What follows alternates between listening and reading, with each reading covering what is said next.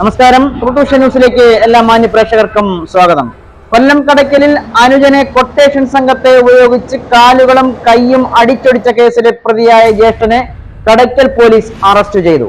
സംഘത്തിലെ മറ്റ് 3 പേർ ഒളിവിലാണ്. വീടിന്റെ മുൻവശത്തെ കതക് ചവിട്ടിപ്പൊളിച്ച് അകത്തുകടന്ന അക്രമി സംഘം കണ്ണിൽ മുളകുപൊടി വിതറിയതിനു ശേഷമാണ് കാലുകളും കൈയും അടിച്ചൊടിച്ചത്.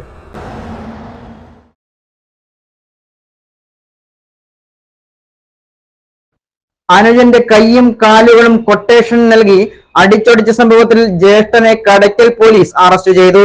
വർക്കല അയിരൂർ നവനീതത്തിൽ ജോസാണ് പോലീസിന്റെ പിടിയിലായത്. കൊട്ടേഷൻ സംഘത്തിലുണ്ടായിരുന്ന ആറ്റിങ്ങൽ സ്വദേശികളായ ശിവജി, സ്റ്റാലിൻ, നുജുമുദ്ദീൻ എന്നിവർ ഒളിവിലാണ്.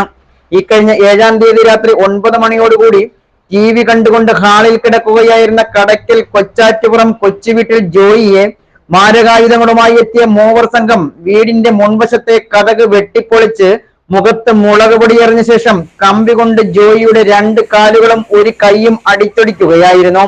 അതിനുശേഷം അക്രമികൾ കാറിൽ രക്ഷപ്പെട്ടു.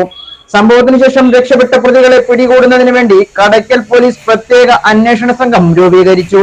CCTV ഉൾപ്പെടെ പരിശോധിച്ചാണ് പ്രതികളിലേക്ക് എത്തിയത്. തുടർന്നാണ് മർദ്ദനമേറ്റ ജോയിയുടെ സഹോദരനാണ് അക്രമത്തിന് പിന്നിലെന്നും കൊട്ടേഷൻ നൽകിയതെന്നും പോലീസ് കണ്ടെത്തിയത്. സംഭവം നടത്തിയ ശേഷം 8-ാം തീയതി ജോസ് ഗൾഫിലേക്ക് പോയി. എന്നാൽ കടയ്ക്കൽ പോലീസ് ജോസിനെ നാട്ടിലേക്ക് വരുത്തുകയും നിലമേലിൽ നിന്നും അറസ്റ്റ് ചെയ്യുകയും ചെയ്തു.